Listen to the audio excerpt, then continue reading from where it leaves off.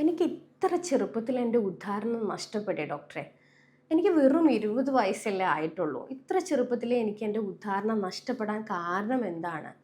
സാധാരണ അത് പ്രായമാകുമ്പോൾ അല്ലെങ്കിൽ വയസ്സാകുമ്പോൾ നഷ്ടപ്പെടുന്ന അല്ലെങ്കിൽ ലൈംഗിക ശേഷിക്കുറവൊക്കെ ഒരു പ്രായമാകുമ്പോഴല്ലേ കാണാറ്.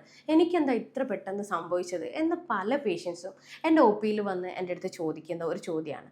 അതിൽ മിക്ക ആളുകളും ഒരു 20 വയസ്സ് അല്ലെങ്കിൽ ഒരു 30 വയസ്സിന് ഇടയിലുള്ള പുരുഷന്മാരായിരിക്കും. വളരെ ചെറിയ പ്രായമായിരിക്കും.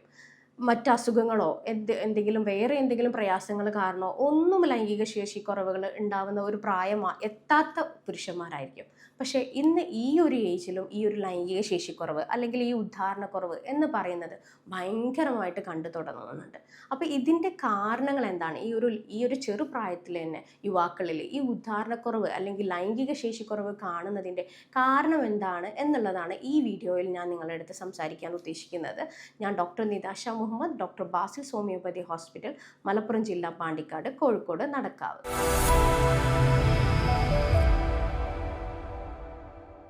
അപ്പോൾ ഈ യുവാക്കളിൽ ഈ ഒരു ലൈംഗിക ശേഷിക്കുറവ് അല്ലെങ്കിൽ ഉദ്ധാരണക്കുറവ് കാണാനുള്ള കാരണങ്ങളിൽ നമ്പർ 1 റീസൺ എന്ന് പറയുന്നത് സ്ട്രെസ്സാണ്. സ്ട്രെസ് എന്ന് പറയുമ്പോൾ മാനസിക സമ്മർദ്ദം പണ്ടത്തെ പുരുഷന്മാരെക്കാൾ ഇന്നത്തെ ജനറേഷന് ഭയങ്കരമായിട്ട് കൂടുതലാണ്. അവരുടെ മൈൻഡ് ഭയങ്കര സെൻസിറ്റീവാണ്. പല പ്രശ്നങ്ങളും അവർക്ക് ഉൾക്കൊള്ളാൻ പറ്റാത്ത രീതിയിലാണ്. അത് ജോബ് സംബന്ധമായിട്ടുള്ള ജോബ് സ്ട്രെസ് ആവാം, അല്ലെങ്കിൽ ഫിനാൻഷ്യൽ സംബന്ധമായിട്ടുള്ള ഫിനാൻഷ്യൽ സ്ട്രെസ് ആവാം, അല്ലെങ്കിൽ അവരുടെ പാർട്ട്ണർ അല്ലെങ്കിൽ റിലേഷൻഷിപ്പിലുള്ള എന്തെങ്കിലും പ്രശ്നങ്ങൾ, കോൺഫ്ലിക്റ്റുകൾ കാരണമുള്ള സ്ട്രെസ് ആയിരിക്കാം.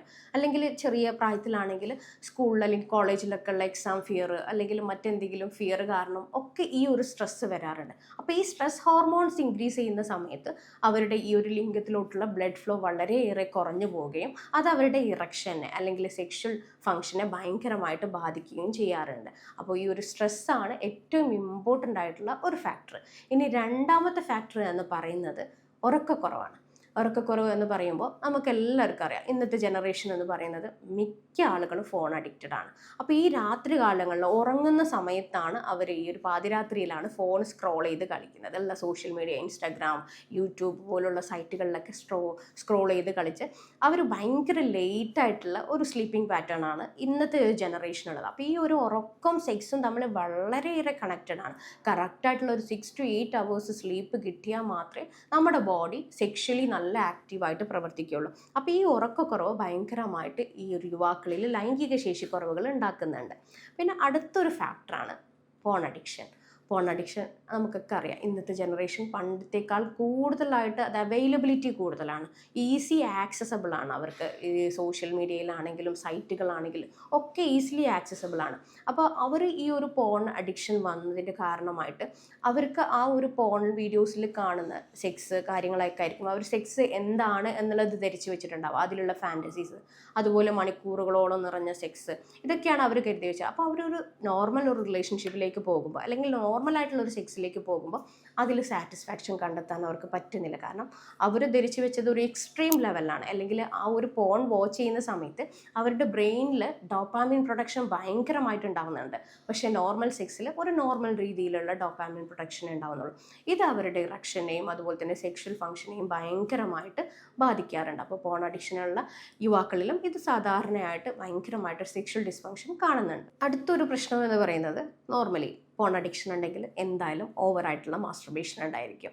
ഈ ഓവറായിട്ടുള്ള സ്വയംഭോഗം നമ്മുടെ ഈ ഒരു പെനിസിൻ്റെ നെർവ്സിനെ ഭയങ്കരമായിട്ട് ഞരമ്പുകളെ തളർത്താനും അവരുടെ ശേഷികൾ ഇല്ലാതാക്കാനും കാരണമാകുന്നുണ്ട്. അപ്പോൾ ഈ ഓവറായിട്ടുള്ള സ്വയംഭോഗമുള്ള യുവാക്കളിലും ഈ ഒരു ലൈംഗിക ശേഷിക്കുറവ് അല്ലെങ്കിൽ ഈ ഉദ്ധാരണം കറക്റ്റായിട്ടുള്ള സമയത്ത് കിട്ടാതെ വരിക, അല്ലെങ്കിൽ പെട്ടെന്ന് ഇജാക്കുലേഷൻ സംഭവിക്കുക, പെട്ടെന്ന് സ്ഖലനം സംഭവിക്കുക എന്നുള്ളതൊക്കെ സാധാരണ രീതിയിൽ കാണാറുണ്ട്. അപ്പോൾ നമ്മളിപ്പോൾ കല്യാണം കഴിഞ്ഞ ഉടനെ ഒരു പേഷ്യൻ്റ് വരികയാണ്, നമ്മളടുത്ത് വന്നിട്ട് പറയുകയാണ്, ഡോക്ടറെ പെട്ടെന്ന് ഇജാക്കുലേഷൻ സംഭവിക്കുന്നത്, തീരെ ടൈമിംഗ് ഇല്ല എന്ന് പറയുമ്പോൾ ഞാൻ ആദ്യം ചോദിക്കുന്ന ആ പേഷ്യൻ്റെ അടുത്ത് ചോദിക്കുന്ന ചോദ്യമാണ്, കല്യാണത്തിന് മുമ്പേ കൂടുതലായിട്ടുള്ള സ്വയംഭോഗം ചെയ്യാറുണ്ടായിരുന്നോ എന്നുള്ളത്. അപ്പോൾ ആ പേഷ്യൻ്റ് പറയും ആ ഡോക്ടറെ ഇത് തന്നെയാണ് കാരണം. മെയിനായിട്ട് നിങ്ങളുടെ ലിംഗത്തിൻ്റെ ഞരമ്പുകൾക്ക് തളർച്ച വരുന്നത് കൊണ്ടാണ് ഈ ഒരു പെട്ടെന്നുള്ള ഇജാക്കുലേഷൻ ഉണ്ടാകുന്നത്. കാരണം ഇറക്റ്റൈൽ പൊസിഷനിൽ, ആ ഇറക്റ്റ് എന്നുള്ള ആ ഒരു പൊസിഷനിൽ കൂടുതൽ സമയം ഈ ഞരമ്പുകൾക്ക് നിലനിർത്താൻ കഴിയുന്നില്ല. അപ്പോൾ ഈ ഒരു തളർച്ച വന്നതിൻ്റെ ഭാഗമായിട്ടാണ്. പിന്നെ അടുത്ത ഒരു കാരണം എന്ന് പറയുന്നത് നോർമലി ലൈഫ് സ്റ്റൈലിലുള്ള ചേഞ്ചസ് ആണ്. പണ്ടത്തെ ജനറേഷൻ പോലെയല്ല ഇന്നത്തെ ജനറേഷൻ്റെ ലൈഫ് സ്റ്റൈൽ. അവർ കൂടുതൽ ഡിപ്പെൻഡഡ് ആയിട്ടുള്ളത് ഈ പുറത്തുനിന്നുള്ള ഫുഡുകൾ, ജങ്ക് ഫുഡ്, ഫാസ്റ്റ് ഫുഡിനോടൊക്കെയാണ്. അപ്പോൾ ഈ ഒരു ജങ്ക് ഫുഡ്, ഫാസ്റ്റ് ഫുഡൊക്കെ ഈ ഒരു സെക്ഷൽ ഡിസ്ഫങ്ഷന് കാരണമാകാറുണ്ട്. പിന്നെ അടുത്തതായിട്ടുള്ളതാണ് അഡിക്ഷൻസ്. അഡിക്ഷൻസ് എന്ന് പറയുമ്പോൾ ആൽക്കഹോൾ, സ്മോക്കിങ് പോലുള്ള സംഭവങ്ങൾ. ഇത് സംഭവിക്കുന്നത് എന്താ വെച്ചാൽ ഇതിലുള്ള ഈ ഒരു ആൽക്കഹോൾ കണ്ടൻറ്റ് അല്ലെങ്കിൽ ടൊബാക്കോ, അതുപോലെ തന്നെ നിക്കോട്ടിൻ പറഞ്ഞൊരു കണ്ടൻറ്റൊക്കെ മെയിനായിട്ട് അങ്ങോട്ടേക്കുള്ള ലിംഗത്തിലോട്ടുള്ള ബ്ലഡ് ഫ്ലോ ബ്ലോക്ക് ചെയ്യും. അതുപോലെ തന്നെ നെർവ്സിനെ വീക്ക്നെസ് വരുത്തും. ഈ കാരണം കൊണ്ടൊക്കെ ലൈംഗിക ശേഷിക്കുറവുകൾ യുവാക്കളിൽ നന്നായിട്ട് കണ്ടുവരുന്നുണ്ട്. പിന്നെ ഉള്ളതാണ് ലാക്ക് ഓഫ് എക്സസൈസ്. കറക്റ്റായിട്ട് എക്സസൈസ് കാര്യങ്ങളൊന്നും ചെയ്യാതെ ഒരു സെഡൻഡറി ഹാബിറ്റ് ആയിട്ട് ഇരിക്കുക. ഈ ഒരു സാധാരണ ഓഫീസ് ജോബ് കാര്യങ്ങളൊക്കെ ഉള്ള ആളുകൾ ഈ കണ്ടിന്യൂസ് ആയിട്ടുള്ള ഇരുത്തം കാരണമൊക്കെ ഒരു കറക്റ്റായിട്ടുള്ള എക്സസൈസോ കാര്യങ്ങളോ ബോഡി മൂവ്മെൻറ്റ്സോ ഒന്നും ഇല്ലാത്ത കാരണം കൊണ്ടും അവർക്ക് ഈ സെക്ഷൽ ഡിസ്ഫങ്ഷൻസ് കാണുന്നുണ്ട്, ലൈംഗികപരമായിട്ടുള്ള പ്രശ്നങ്ങൾ. പിന്നെ മെയിനായിട്ട് എന്തെങ്കിലും അസുഖങ്ങളുടെ ഭാഗമായിട്ടും ചില ആളുകൾക്ക് കാണാറ്. അത് വളരെ റെയർ ആയിട്ട്, അല്ലെങ്കിൽ യൂഷ്വലി അങ്ങനെ കാണാറില്ല, കാരണം ആ ഒരു ഏജ് അവർക്ക് ആയിട്ടില്ല. പക്ഷെ എന്നാലും വളരെ റെയർ ആയിട്ട് ചില ആളുകളിൽ എന്തെങ്കിലും മെഡിക്കൽ കോസസ് ഉണ്ടായിരിക്കും. Like diabetes, thyroid, uric acid കൂടുതലായിട്ട് വരിക, അല്ലെങ്കിൽ മറ്റെന്തെങ്കിലും ഹോർമോണൽ ഇംബാലൻസുകളൊക്കെ കാരണം ഈ ഒരു സെക്ഷൽ ഡിസ്ഫങ്ഷൻസ് കണ്ടുവരാറുണ്ട്.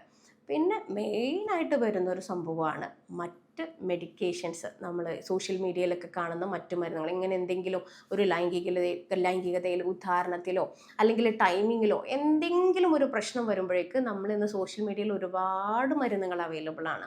ലൈക്ക് തുർക്കി ജാം, വയാഗ്ര, മുസ്ലി പവർ എക്സ്ട്രാ, അങ്ങനെ പല പല മെഡിസിൻസ് അവർ കാണുമ്പോൾ അതൊക്കെ അവർ കണ്ണും ചിമ്പി അങ്ങ് പോയി അങ്ങ് കഴിക്കും. അപ്പോൾ ഉള്ള ശേഷി പോലും നശിക്കുന്ന ഒരു അവസ്ഥയിലേക്ക് വരെ എത്താറുണ്ട്. അപ്പോൾ മെയിനായിട്ട് നിങ്ങൾ ശ്രദ്ധിക്കുക, ഇങ്ങനത്തെ എന്തെങ്കിലുമൊക്കെ പ്രശ്നങ്ങൾ വരുമ്പോൾ ആദ്യമായിട്ട് ഒരു ഡോക്ടറുടെ അണ്ടറിലാണ് നിങ്ങൾ ട്രീറ്റ്മെൻറ്റ് എടുക്കുന്നത് എന്നുള്ളത് നിങ്ങൾ ഉറപ്പ് വരുത്തുക. ഇതിൻ്റെ കാരണം എന്താണ് എന്നുള്ളത് കണ്ടെത്തുക. എന്നിട്ട് തീരെ പാർശ്വഫലങ്ങൾ, സൈഡ് എഫക്ട്സുകൾ ഒന്നുമില്ലാത്ത ഒരു മെഡിസിൻസ് ചൂസ് ചെയ്യാനും നിങ്ങൾ പ്രത്യേകം ശ്രദ്ധിക്കണം. കറക്റ്റായിട്ടുള്ള സമയത്ത് ട്രീറ്റ്മെൻറ്റ് എടുത്തു കഴിഞ്ഞാൽ 100% റെഡിയാക്കാൻ പറ്റുന്ന ഒരു സംഭവം മാത്രമാണ്. അപ്പോൾ ഇതുപോലത്തുള്ള ലക്ഷണങ്ങളുമായിട്ട് നമ്മുടെ ഒ പിയിൽ ഒരു പേഷ്യൻസ് വരികയാണെങ്കിൽ ഞാൻ ആദ്യം ചെയ്തതിൻ്റെ കാരണം കണ്ടെത്താണ്. എന്തുകൊണ്ടാണ് ഇത് വന്നത്, ഈ ഒരു ചെറുപ്രായത്തിൽ എന്തുകൊണ്ട് വന്നു എന്നുള്ളത് ആദ്യം കണ്ടെത്തി അതിനുള്ള ട്രീറ്റ്മെൻറ്റ്, അതില്ലെങ്കിൽ എന്തെങ്കിലും അഡിക്ഷൻസ് കാര്യങ്ങളൊക്കെ ഉണ്ടെങ്കിൽ അതിനുള്ള കൗൺസിലിംഗ്, തെറാപ്പികൾ ഒക്കെ ചെയ്യാറുണ്ട്. ഒരു ആർട്ടിഫിഷ്യൽ ഇൻ്റലിജൻസിൻ്റെ സഹായത്തോടു കൂടി നമ്മൾ രോഗനിർണയം നടത്തും.